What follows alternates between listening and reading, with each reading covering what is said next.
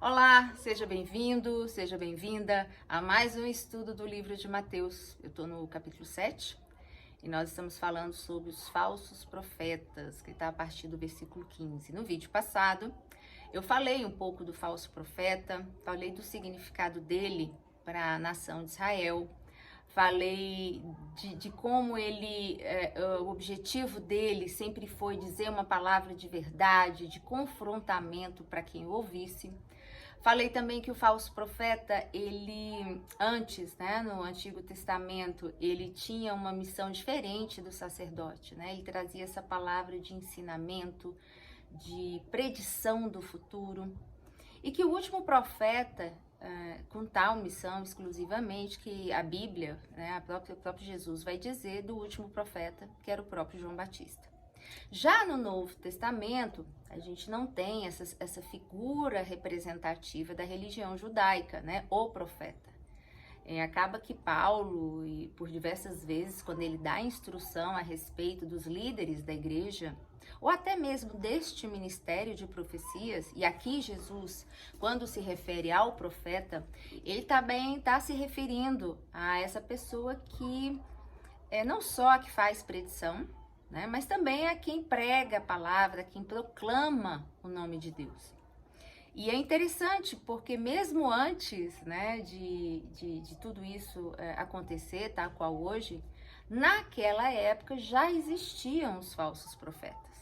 Não poucas vezes você vai ver no livro de Ezequiel e no livro de Jeremias, eles fazendo menção a homens que se diziam profetas, que pregavam mentira, que muitas vezes diziam que havia paz, O próprio Osés vai falar, vocês falam que dizem que há paz, quando na verdade não há paz nenhuma. E Jesus já faz referência a essas pessoas que se intitulam profetas, mas que na verdade não são profetas de forma alguma. E aí nos versículos 16, 17, 18, Jesus vai nos falar dos frutos. Ele falou, olha, uma árvore boa dá bons frutos, uma árvore ruim, naturalmente, que vai dar bons frutos, Uma figueira, ela não pode por aí tá dando manga à torta e à direita. A vida não acontece assim. E aí ele fala, o seguinte, se você quer reconhecer um falso profeta, presta atenção no fruto. Só que esse fruto aqui, a qual Jesus fala, em muitas igrejas, eles têm uma interpretação um pouco equivocada. Acha que o fruto a que Jesus está falando é o tamanho da igreja que a pessoa tem, o número de membros que a igreja possui, quantos batizados foram feitos esse ano, quantas pessoas se converteram. Eles são muito prósperos. Por quê? Porque o pastor, ou os líderes da igreja, ou a própria igreja, a maioria tem carro importado, enfim. A maioria das pessoas dos ministérios, infelizmente, ainda vinculam frutos a exterioridades, a comportamentos exteriores. E Jesus, lá nos versículos 22 e 23, vai dizer, olha, o caminho não é por aí não. O caminho não é por aí porque muitos, no final dos tempos, vão dizer assim, nós não profetizamos no teu nome, nós não curamos, nós até expulsamos demônio. E Jesus diz que o próprio Deus vai falar, olha, se apartem de mim, porque eu não vos conheço. Estavam dentro da igreja, faziam a obra, ou faziam curas pelo mundo todo, mas não tinham o reino dentro de si. E o que Jesus está nos ensinando aqui é que fruto é algo muito sério. E que fruto é algo que vem do coração. Lá no versículo 20, ele vai dizer, portanto, pelos seus frutos os conhecereis, Pelo fruto interior. É pelo que a pessoa faz? Não, nunca é. Você nunca conhece alguém pelo fruto do que a pessoa faz.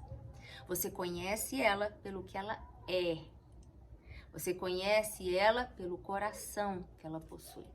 É na intimidade, por isso que a gente não conhece ninguém passando uma tarde com a pessoa. Você pode até observar alguns comportamentos, mas a gente só conhece alguém quando a gente passa a conviver. Porque aí, de fato, você vai entender o que é fruto. Para você ter uma noção do que é fruto, o próprio Paulo também vai dizer para a gente, né? Ele vai falar lá em Gálatas o que é o fruto do Espírito e quais são os frutos da carne. O que a gente produz internamente para o bem e o que a gente pode produzir internamente para o mal. E ele vai dizer ganância, lascívia, impiedade, são frutos da carne. São produções internas que não refletem o caráter de Cristo. No entanto, piedade, longanimidade, bondade, domínio próprio são fruto do Espírito. É algo que só produz, não por vontade própria, falar, eu queria produzir fruto do Espírito. Não é assim que se produz fruto. Fruto a gente só produz quando frutos do Espírito, no caso, a gente só produz quando a gente tem uma identificação muito paritária com Jesus. Com aquilo que ele é, com aquilo que ele pensa, com aquilo que ele faz. Então, fazer boas obras por si só não são um sinal de profeta de Deus. A gente precisa discernir, a gente precisa acompanhar, a gente precisa caminhar. O adágio popular diz que a gente precisa comer sal. À medida que você vai comendo sal, aí você vai observando se essa pessoa é ou não é. O fruto, ele é uma coisa assim tão interessante que ele o próprio Jesus vai utilizar essa expressão e tudo que ela significa como produção interna do ser humano como um sinal do Apocalipse. Ele tem lá as igrejas nos capítulos 2 e 3 do Apocalipse.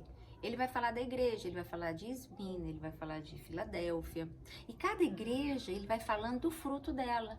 Ele vai falar, olha, você não é quente, nem é frio, você é morno, seus frutos são frutos mornos. O outro vai falar, olha,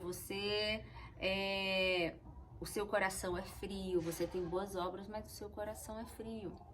E assim, para cada igreja, ele vai falando do que é essa igreja. Se você ler, você vai ver que você pode se identificar com vários frutos. Ou com frutos positivos e com frutos negativos. E o que Jesus nos ensina é que o fruto é o maior sinal da presença do reino nas nossas vidas. É o maior sinal daquilo que o Espírito pode fazer em nós e por meio de nós. Por isso a importância da gente mudar o nosso olhar de julgamento. Primeiro, a respeito de nós mesmos. E não pensar que é o que a gente aparenta ser é o que faz a diferença. Pode fazer até para o seu vizinho, pode fazer até para o pastor da igreja, para sua esposa, para o seu marido, pode fazer até para a sua família, para o seu chefe. Mas para Deus, o que vai fazer a diferença unicamente é o fruto que nós damos. É que tipo de espírito que nós estamos alimentando dentro de nós. Porque a gente tem que lembrar, lá na parábola do semeador, que quando a semente é jogada, se a gente não adubar essa semente, se deixar ela na superficialidade do terreno, ela não produz fruto. Se você deixar ela lá e enchê-la de pedra por cima, ela também não vai produzir frutos. Se você não tiver uma terra amolecida, úmida, que pega essa semente, agasalha essa semente, aconchega ela dentro de si e deixa nascer um ramo, uma videira, a parábola diz que não vai dar bons frutos. E Jesus explica essa parábola dizendo, olha, aquele terreno em que aconchegou-se a semente, é ali que o fruto vai ser positivo, é ali que o fruto vai ser bom.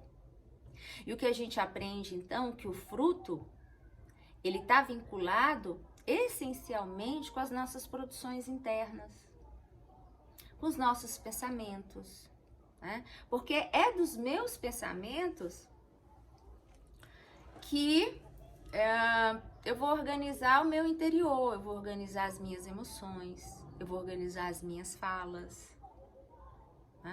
É por meio desse interior ministrado, amolecido, abraçado pelo Espírito, lavado né, purificado todo dia, toda hora, todo momento, em qualquer lugar. É através dessa semente interior que eu vou adubando-a, que eu vou esquentando ela para que ela dê frutos, é que eu vou me transformando. E aí, aquilo que eu produzia, né, que era meramente por hipocrisia, ou porque eu não tinha, às vezes, uma consciência do evangelho, ou era meramente para aparecer para os outros, quando eu agasalho de verdade, né, quando eu coloco esse Espírito de Cristo, deixo ele livre dentro de mim para me ensinar, para além, né, dos meus próprios preconceitos, para além dos meus achismos, para além dos meus julgamentos, né, ele vai me ensinando o que é ser gente, o que é ser humano, o que é ser perdoado e como é se amar. Aí sim, aí eu começo a ser uma igreja, que é o que Jesus usa lá em Apocalipse, né? Eu começo a ser uma igreja à imagem e semelhança dele. Mas o que ele está nos alertando aqui é que o falso profeta não é assim. O falso profeta parece até que é.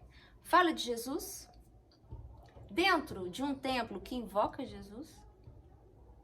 Tem o vocabulário de Jesus, às vezes se veste, né, como um santo, tem até um olhar, às vezes, piedoso, mas não tem frutos interiores, né? Não tem essa harmonia interna que o Espírito nos conduz e constrói dentro de nós. Não tem a serenidade suficiente, nem a sabedoria para fazer os julgamentos da vida e a escolha dos caminhos.